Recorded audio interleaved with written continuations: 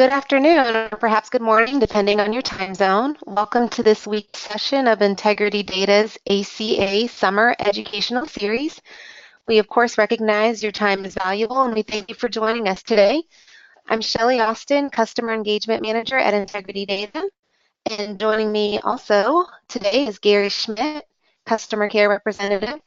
We will be answering questions at the end of this webinar, so please feel free to submit them at any time throughout the session. We do have everyone on mute, but if you need any clarification, please let us know through the questions field in your GoToWebinar panel. So as mentioned previously, our 5-part 201 webinar series aims to help employers understand this employer mandate and be clear on what it means for them. The Affordable Care Act is a massive piece of legislation. Simply trying to make sense of the employer responsibilities under the ACA can get confusing. So our goal in this webinar is to give you helpful guidelines when choosing a pay or play strategy.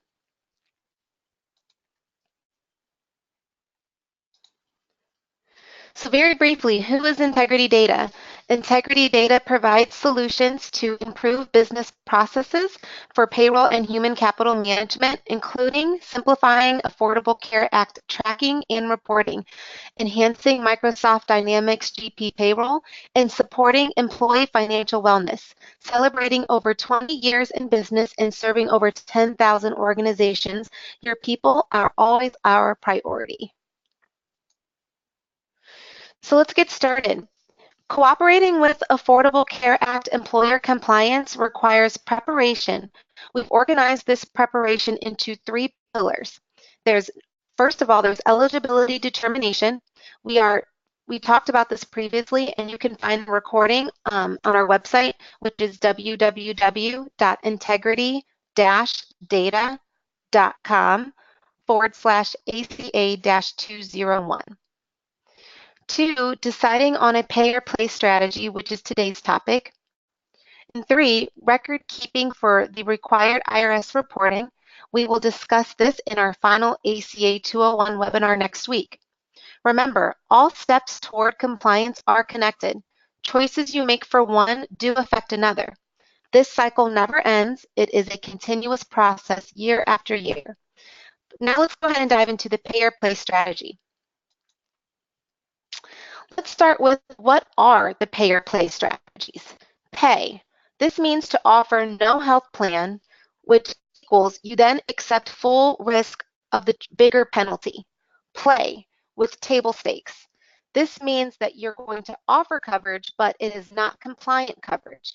It's minimum essential coverage only, or non-affordable coverage. This means you then accept full risk of the lesser penalty and minimize risk of the bigger penalty. Play fully. This means you're going to offer compliant coverage that is affordable. You then accept managed risk of both penalties.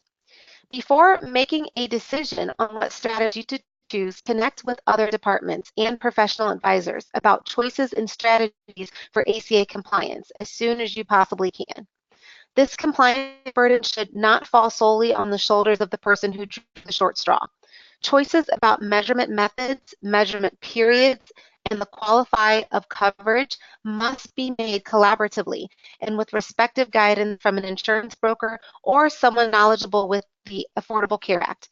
Make sure whomever you choose is up to date on the ACA. Seek out this resource as soon as you possibly can. Now let's dive into guidelines and things to consider when making this strategy decision. We will talk about what are the coverage penalties. Are you particularly vulnerable to the ACA coverage penalties? Offering quality insurance, offering affordable insurance, and what are the safe harbors? So, first step, what penalties do you need to consider when making this decision? There are 2 types of penalties around the ACA requirements for employers. The first penalty is a non-filing penalty, which kicks in if you don't comply with the yearly IRS filing requirements around ACA. This is not the penalty we are talking about here because you need to file regardless of whether you choose a pay or play strategy. Second, there are the coverage penalties, which kick in when you don't fully comply with the actual employer mandate of having to offer health coverage at the right time to the right employees. For more on penalties, please do watch our 101 videos, and you can also check out resources at the end of this webinar. These are the penalties we're talking about here on this slide. So let's learn more about these coverage penalties. The bigger penalty for not offering coverage is referred to as the sledgehammer, which is on the left side of the slide. So that would be $193 a month times all eligible employees minus the first 30 full-time employees. The lesser penalty is for not offering compliant coverage or offering unaffordable coverage is referred to as the tackhammer penalty.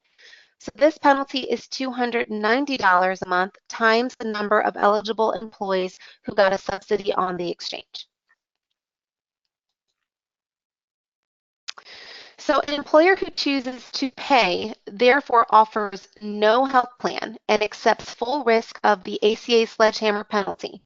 The trigger for this penalty is the IRS finding through its data crunching that an employee who was eligible for an employer-sponsored plan did not get an offer of health insurance from his or her employer. As a result, to meet the individual mandate, that employee sought coverage on an exchange and got a subsidy or tax credit for that coverage. Here's how the multiplier works for the sledgehammer penalty. If you have an employee that was eligible for coverage in a certain month, and your 1095-C reporting for that tax year shows that no offer of coverage was made to that employee in that month, then the penalty you're facing is $193 multiplied by all your ACA-defined full-time employees. That's for that month and all months afterward in that tax year in which you did not offer coverage. So for example, if you have 100 full-time employees and you offered them no health plan in 2018, your penalty would be $135,100 if one of those employees got subsidized coverage on the exchange in the month of March 2018. Remember, the $193 multiplier you can see on this bottom line is per employee and per month after applying the exemption. The exemption is minus 30, the first 30 full-time employees. An employer who chooses to play, whether fully or with table stakes, therefore offers a health plan that does not meet ACA standards, either for quality or affordability, is at risk of the ACA tackhammer penalty. The backstory on the reference to a lighter hammer is that architects of the Affordable Care Act did not want an employer who made an effort to offer health insurance to be hit with a higher penalty than an employer who offered no health insurance at all. So the sledgehammer goes away and the hit comes from a tackhammer when through its data crunching, the IRS finds that an employee who got subsidized coverage on an exchange worked at a place where an employer-sponsored plan was offered, but that plan just happened to be an ACA non-compliant plan, meaning either it did not include minimum value or it was not affordable. A tackhammer penalty can go up to, but not exceed, the sledgehammer penalty. And notice there is no exemption for this penalty.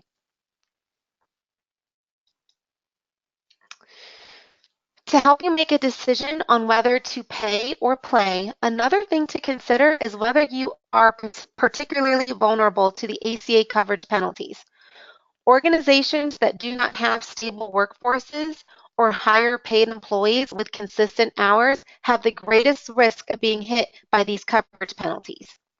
If you are in one of these industries listed here on the slide, or your company's workforce meets the descriptions given, it's important to be aware of and proactive in managing the risk of penalties we just reviewed. If you are in a state that has not adopted expansion of Medicaid, your risk of ACA penalties goes up as well. As of this webinar, South Dakota, Virginia, and Wyoming are discussing Medicaid adoption. The remaining 16 states listed have decided not to adopt Medicaid, which is a coverage safety net for employers of lower wage workers who are not offering health insurance or not offering ACA compliant insurance. An employee going onto the exchange and qualifying for Medicaid is not considered having received a tax credit. Therefore, it does not trigger a potential penalty. For states that did not expand Medicaid, the only relief the individual has in obtaining affordable coverage through an exchange is to receive a tax credit, which will trigger a penalty event for the employer.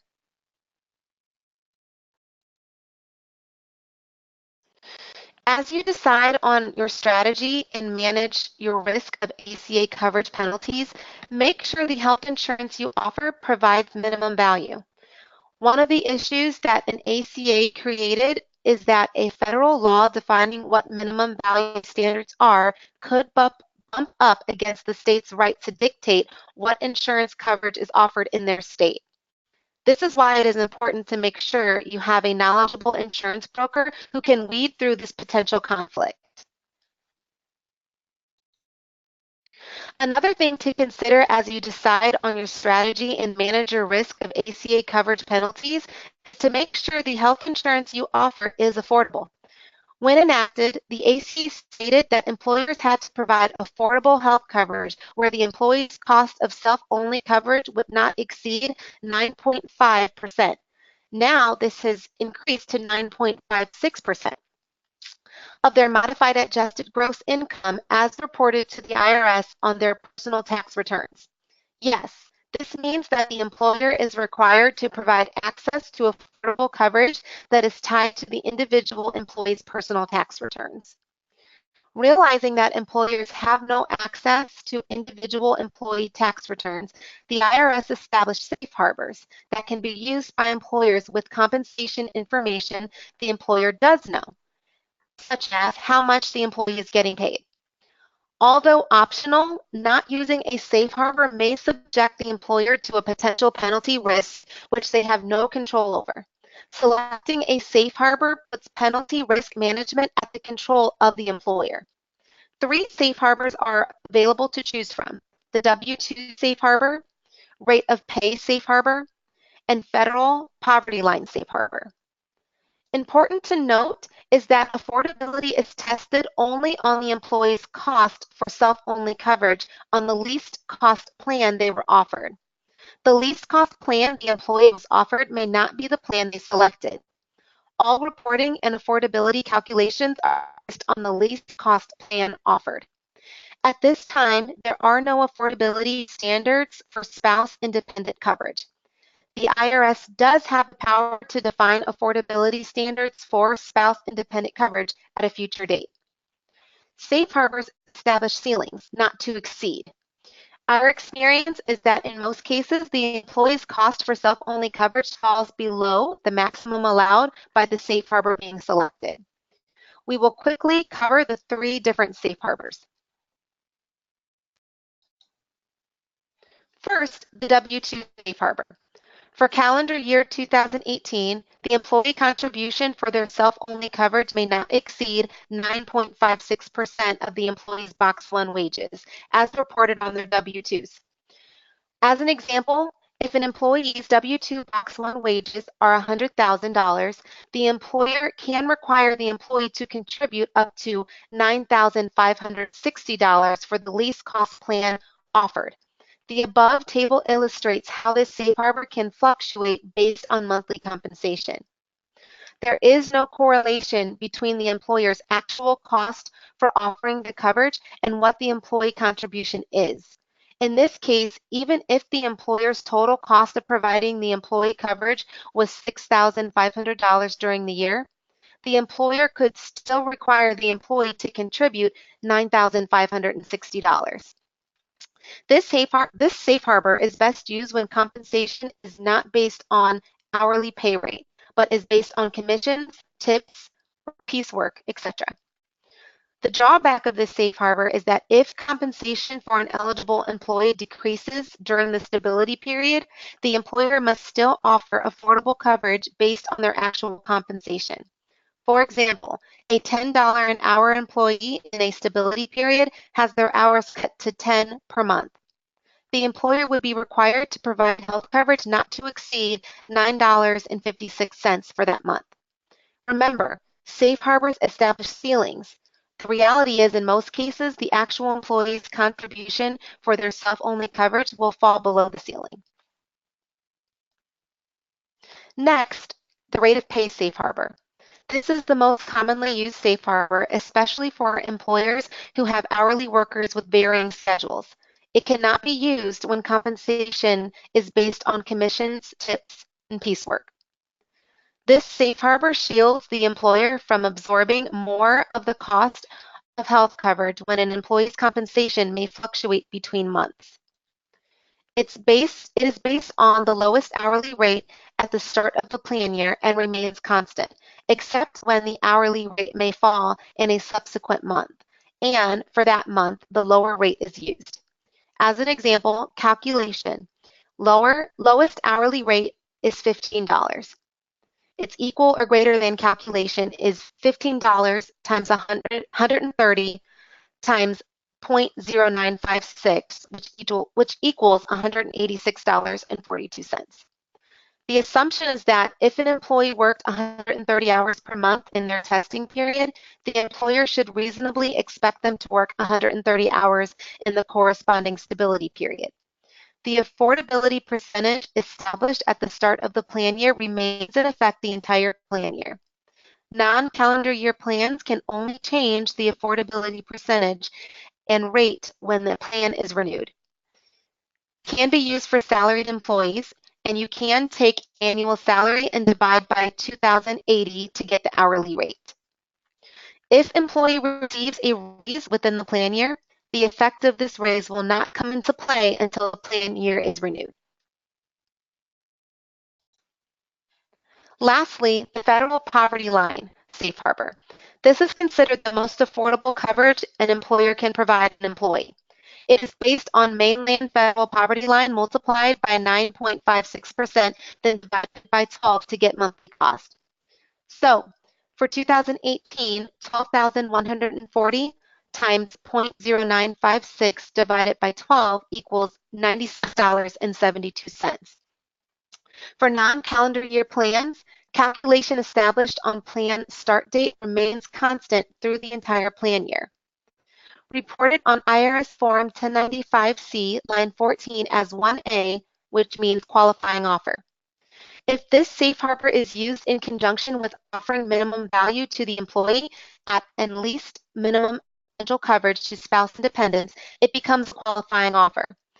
There are some advantages to employers with a qualifying offer. For one, the employer does not need to provide financial information on line 15 showing how much the employee contributes. Two, the employer does not need to identify which employees took coverage and which employees were offered coverage and declined. Line 16 on the IRS Form 1095-C can be left blank. If a qualifying offer was extended to an employee for all 12 months of the calendar year, they may be provided an alternative method of informing the employee of this offer. In reality, this has limited appeal as the employer must still submit a 1095-C to the IRS anyway. If you have chosen a play strategy, then here are some steps to take to make sure you are on the right path to ACA compliance. 1. Identify measurement method, monthly or look back. This was a 201 webinar called Determining Employee Eligibility. 2. Identify safe harbor to use for affordability testing. 3. Ensure you are tracking hours of service correctly. Also a 201 webinar, which was called Guidelines for Classifying an Employee as Full-Time. 4. Ensure you have offered on a timely basis eligible employees the opportunity to enroll in coverage. With the ACA, the concept of open enrollment has gone away for the employer. Each month, new hires may become eligible as their initial measurement period tests complete and determinations of eligibility are made. All previous recordings from 201 series can be found at www.integrity-data.com/ACA-201. If you follow these steps mentioned, you will meet the employer shared responsibilities as mandated in the Affordable Care Act. The key takeaway here is that following these steps will go far in minimizing risk of the shared responsibility penalties. It is all about documenting a trail towards final determination of eligibility and what, if any, the employee is titled to. Whether you choose to pay or play, be aware that record keeping for the IRS reporting is the same. In order to determine where a penalty may be assessed, the IRS needs to know the status of each employee by month. In the 1095-C example above, the employer decided to play and offered minimum essential coverage that provided minimum value and was affordable. If this same employer had decided to pay, they would still submit a 1095-C where the difference would be a 1H in each month, zeros on line 15 across the months, and blanks on line 16. This informs the IRS that an eligible employee was not offered coverage and there were no special circumstances that shielded the employer from a penalty. Obviously, this webinar covers only part of the ACA complexity. There is so much more to learn. Please make sure to visit acafluent.com for more educational resources. Also, you can watch our 101 educational videos that cover whether you have to comply, how to comply, and penalty details. Each video from our 201 educational series is available, and today's session will be available for on-demand viewing within 24 hours. We also have an ebook that you can download called Employer Essentials for IRS Reporting and our Principal Infographic ACA Checklist for 2018 reporting. Our website has quick links to IRS resources if you would like to hear it straight from the source. And please also take the time to access our blog feed as it continually updates with new hot topics. Just a reminder that we are getting ready to transition into the question answer segment of the webinar. So if you have any questions, you can start entering them in the side panel. Also, on the slide, here are the upcoming webinar topics and dates. We've got one left, which will be next Tuesday, same time. If you would like to register, please go to integrity-data.com/ACA-201. Be sure to visit the page after each session for the previous recordings and slide decks mentioned. Also, for more information about our solution offerings, please visit our website. Now we're going to address some of your questions. If you have a question, please enter it in the side panel. Gary, do we have any? We have one at this time. First, I'll say hello to everybody. Yes, Roberta has a very good question here. And let me read it, and I'll give you what Tom and I are saying about it. Do we have to pay the percentage on forced ordered health care for children? Or can I charge that to the employee? Technically, they aren't accepting health care. It's forced by the state. Unless you have an answer, Shelley, for that, we're going to tell you, Roberta, that we're going to research it and get back to you with the answer on that. Yeah, I don't have, that's a good question. And I know that there have been, some recent action in the news as far as states forcing different things. So yeah, I think that, Gary, that's the right answer. We can take a look at that if you don't mind sending us, unless you have her email address, Gary, already. I think Lindy has her email address. Okay, perfect. So we will email you an answer on that after this webinar. And that's the only one in here right now. Okay. Are there any other questions out there? So we'll take them now, going once, going twice.